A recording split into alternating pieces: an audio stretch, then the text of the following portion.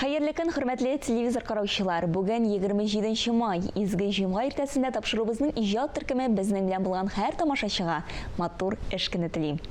Бүген тапшыруда без сезне Мари халкының бөек шәхесе, Мари әдәбиятына нигез салучы шагыйрь, язучы, драматург, киң кырлы талант иясе Сергей Чавайн шәхесе белән таныштырырбыз.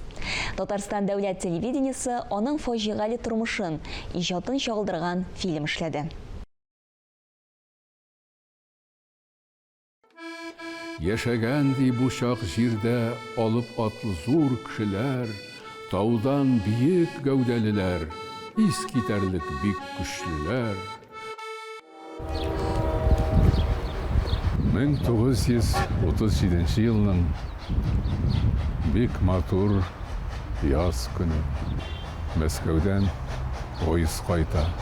Анда ашкынып, шатланып, канатланып кайтучы бер кеше бар. Сергей Чавайн. Ниһаять поезд Казанга килеп туктый. Ул поезддан төшә һәм аны ике яктан култыклап алалар. Син ирегеннән мәхрүм ителәсең диләр.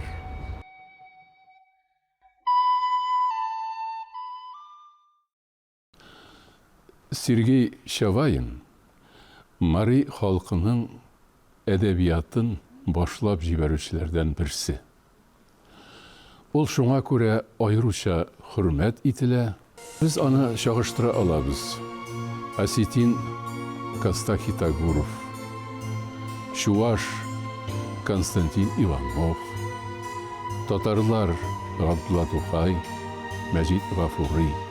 Сергей Чавайн Мари әдәбияты өчен ул шундый символ, бик көчле, бик якты символ, якты йолдыз булып калды.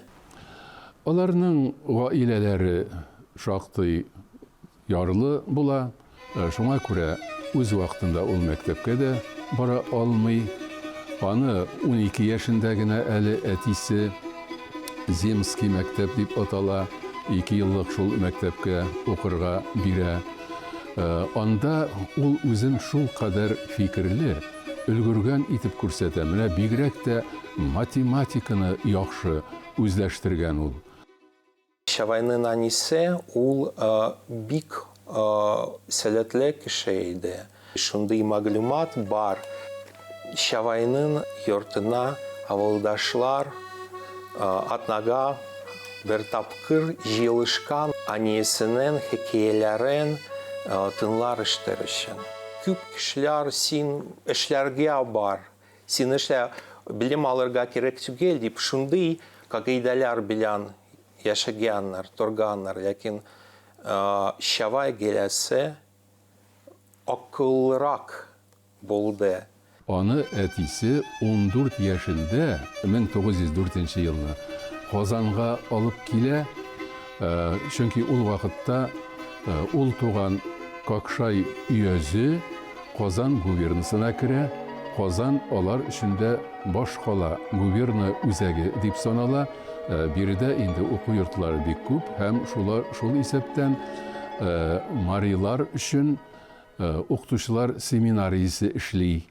Менә шушында китереп бирә, монда 4 ел укый ул. Чуашлар, марилар, мордвалар, удмуртлар, анда кергәннәр, югары сыйфатлы белемнәр алганнар. Чавайн 1905 елның 5 декабрендә аны Мари филологлары, әдәбиятчылары шулай дип әйтәләр. Мари телендә беренче язма шигырь яза. Ул ото, аларча, русча роща, татарча куаклык дип атала. Менә алар үзләренең шушы язма әдәбиятларын әлеге әсәрдән башлана дип күрсәтәләр. Никто мог ото улы мемнамне лоште. Шуга туду ото, кугу ерсерышт. Он очень скучал по родной деревне. Вот так родилось его стихотворение, посвященное роще. Это образ родины Марийского края. Без торган якларда яш урман куера. Тоннарда сандугач жыр сибеп уяна. Жырына яфраклар Үләннәр куана. Саф шишмә сузыла якты кул ягына. Казанны фән үзәге, сәнгать үзәге буларак инде яратып калган була. Үзе өчен менә шушында яшәүнең зарурлыгын, тирәнтен аңлый. Аның Казанда укыган еллары илебездә революция күтәрелеше еллары, 5-7 елгы революция. Петербургтан кала, Мәскәүдән кала, Казан шушы революцион хәрәкәтләр аеруча көчле булган шәһәр. Сергей Шавайн bu училищеда белем алып, беренче чиратта әлбәттә ул рус һәм чит илләр әдәбиятлары белән танышып китте. Ул инде татарчаны да бераз яхшы белә, русчасы яхшы, үзенең туган телен әйбәтләп белә. Шуңа күрә биредәге җыелышларга, митингларга йөри. Хәтта ул безнең Хөсәен Ямашевның ялкынлы чыгыш ясавын тыңлый. Һәм әкренләп аңа да инде әнә шундый революцион фикерләр керә башлый. Һәм ул аларны үзенең әсәрләрендә яктырта башлый. Биектә җиһан өстендә уйларым минем ұша. Бөркет кебек җилләр генә искән күкләрне коча. Яңгырый горур җырларым, анам миңа ыш дигән. Җилләрдә дә талмый торган көчле канатлар биргән. Шавайн ул авылында туып үскән кеше өчен Казанда яшәү бу бик шундый әһәмиятле вакыйга иде. Казан ул мәдәни үзәк дип бик яхшы тойган. Укуын тәмамлаган 1908 елда ул инде китап чыгарырлык дәрәҗәгә җитә һәм аның Мари тарихыннан дигән китабы чыга, анда 2 хикәясе һәм 4 шигыре урнаштырылган. Көчле дә син Мари халкы, күрсәт әйдә кодрәтеңне, син акыллы Мари халкы, исбатлап бир куәтеңне. Әлбәттә, ул аңлады Мари халкы өчен язарга, яшәргә кирәк дип. Именно в Казани он обрел псевдоним Чавайн. И этот псевдоним был напечатан в Марийском календаре, который начал издаваться тоже здесь у нас в Казани. Шавайн ул 16 гасырда Мари халкының бик күренекле батырларыннан берсе. Бу исемне үзенә тәхәллүс итеп алуы безнең Сергей Шавайнның үзенең дә әнә шундый халкының бөек шәхесенә охшап яшәргә теләве белән дә аңлатыла. Төн карасын таратырмын, каршылыклар юк миңа, күкрәгемдә сүнми яна, халкым биргән ут миңа. Шавайның, беләсезме, иң төп сере училищедан соң кая ул югалган. Шундый укымышлы егетне полиция һәр вакыт күзәтеп тора, һәм ул сизә көннәрдән бер көнне аңа гаепләр ташланыры мөмкин, һәм ул инде туган җиреннән читкәрәк китүне мәгъкүл күрә. Минемчә, ул армиядан курыккан кеше, чөнки без беләбез, зыялылар армияга каршы һаманда чыкканнар, бу гадәти хәл. Казакъстанга китеп, анда берничә ел балалар укыта, математика нигездә укыта ул. Сергей шул кадәр талантлы егет була, ул матур итеп җырлый, тавышы матур була аның, балалайкада уйный, гитарада уйнарга өйрәнә, һәм бигрәк тә ул скрипкада яхшы уйный. Шуңа күрә әнә шул Казакъстандагы Аральск дигән шәһәрдәге мәктәптә хәтта музыка дәресләрдә алып бара ул. Шундый дәлилләр бар, мәсәлән, авыл мәктәбендә эшләгән чакта ул балалар белән яшь кына сөйләште. Балалар аны бик яратканнар. Бала күнле кешенең бөеклеген яхшы тоя, минемчә. Ләкин ул телепчан укытучы. Урманнарны кичә торган булган алар атлап кына, имеш берсе шул имәнне чыккан чакта таптап кына, шалбар балагын йырткан ди, эләктереп ботагына. Шулай сөйлейді картлар, бу хәлинде күптән булган. Туган җир ул туган җир булып кала. Ул Мария җиренә кайтып, ул шул вакытта ул шундый иҗтимагый иҗади тормышка эләгә. 1920 елда Мари автономияле өлкәсе оеша. Һәм анда Юшкар кеше дигән газета оештыралар. Ул өлкә газетасы. Менә шунда ул башта әдәби хезмәткәр һәм 1 елдан инде редактор була.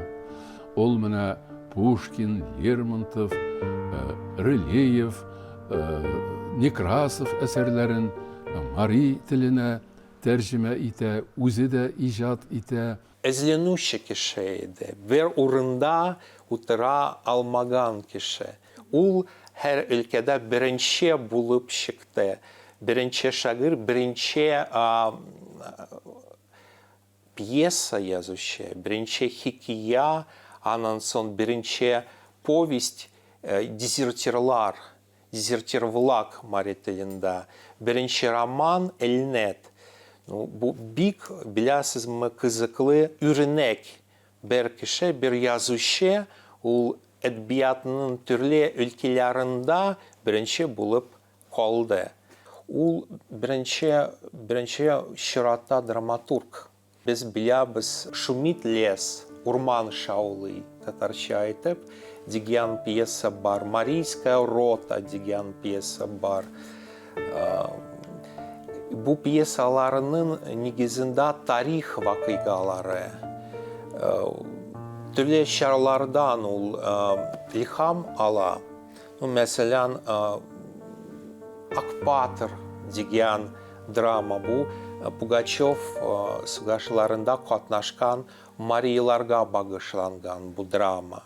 Яңа авылларда яна колхоз тормышлары турында язылган пьесалар да бар. Ул тарих күзлегеннән бу әдәбиятка карый торган язучы. Башка финугор язучылар арасынан мин шундый тарихны аңлый торган шәхесләрне, язучыларны таба алмыйм шул вакытларда, шул чорларда. Сергей Чавайн Мари халкы өчен кадерле кеше. 20-нче гасыр башына кадәр Мариларда халык авыз иҗаты әлбәттә ул зур булган, бай булган. Бары тик сүз сәнгате дигәндә без шул фольклорны гына күздә тотабыз. Чавайн 30-нчы елларында ул шундый иҗади профессиональ бик зур күренекле уңышларга ирешкән. Әдәбият өлкәсенә ул үзен тапкан кеше. Аның иң зур әсәре Элнет дигән романы. Мари халкының 20-нче йөз башында, менә шул 5-нче еллардан алып 17-нче елга кадәр булган тормышы һәм бу әсәр бүгенге көндә Мари әдәбиятында бик тә зурлана, кадерләнә. Менә аның буенча хәтта опера либреттосы язылды. Менә бездә Галия Бану әсәре, Зәңгәршәл әсәрләре ничә тапкыр куелса да, без бит туймыйбыз, һәр вакыт барабыз, карыйбыз. Менә шуның кебек Мари халкының иң сөекле әсәрләреннән берсе булып тора. Бер яктан карасак, ул яна чорга, яна совет чорына атлаган, киргән язучы. Ул янаша иҗат итә башлый. Ул социалистик принциплары белән язарга тиеш иде. Колхозлар турында, ләкин ул folklor bilen bilingen kişi. İcadı kиң құлаш белән үскән бер вакытта 1937 елның кулга алалар. Гаеп нәрсәдә ул да булса менә Совет хакимиятенә каршы көрәшүче төркемнең үзәгендә булгансың дип әйтәләр. Сергей Шавайн аптырый. Бу ни хәл? Ул бит bir nindi de cinayet işlemedi. Bari tek halkının ruhun kotarı için, medeniyetin, edebiyatın, sanatın üstürü için ne kadar zor tırışlık koydu. Hem mene şuşundu haber. Hem şul kitüden indi anın bir kayşanda Yerege bulmay. Şoluk 37 yılının 11 noyabrında ol turmuş bilen hoşlaşa. Onu Kakşay ormanında atıp ötüreler. Kızılganış'a karşı bu Tatar, Şuaş, Mari halklara için bir küp şunday facigalar idi. Ondan son milli edebiyatlarımızda şunday tanafis, şunday facigalı tanafis kalgan küp yıllarga. 1956 yılda ul aklana bugün günde Mari El Respublikasında devlet premisi var, onun ismin yürüttü. Тежимат индеши декола нелемши иште, мари тунукши влаклан почеламот возалтын. Ныл пытартыш строкаже тагае, паша неле, паша юсө. Кок тежиматлат кум иште... Мин әлеге медаль белән бүләкләнүче беренче 6 кеше арасына керүем белән горурланам. Сергей Чавайнның 125 еллыгы уңайыннан медаль белән бүләкләндем. Аның турында бер кайчан да онытмасыннар дип, иҗаты хакында сөйләүне үз бурычым итеп кабул итәм. Ирак арал буйларыннан кайтты сиңа улың Мари. Һәр нәрсәгә исе китеп, ул таң калып сиңа карый. Ул сагынып кайткан сине, ул шатлана синең өчен. Халкым, халкым дип тирбәлә йөрәгенең һәр тибеше.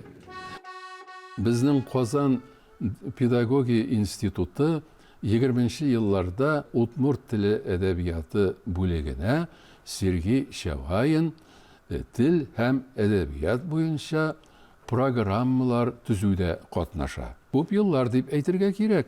Чавайн төзегән программа инде бездәге шушы бүлек, Казандагы бүлек Йошкар-Олага кайтып, айрым бер педагогия институты оештырылгач та гамәлдә булып кала. Казан утлары журналының 1988 ел 10 санында аның турында бер тәфсилле мәкалә бирелгән һәм шигырьләре тәкъдим ителгән. Ул вакыттагы журналның редакторы Ринат Харис әнә шундый тугандаш әдәбиятларны халкыбызга, укучыларга тәкъдим итүдә бик актив эшләде. Сергей Чавайнның да иң күренекле әсәрләре журнал укучыларына тәкъдим ителгән. Үзе оештырган авылда аның музей комплексы бар һәм республиканың баш каласында аңа һәйкәл куелган. Шул рәвешле Сергей Григорьевич Григорьев Чавайнның иҗади һәм инде сәяси, гыйльми дип әйтергә дә мөмкин эшчәнлеге бүгенге көндә яшәүчеләр тарафыннан тәкъдир ителә, зур бәяләнә.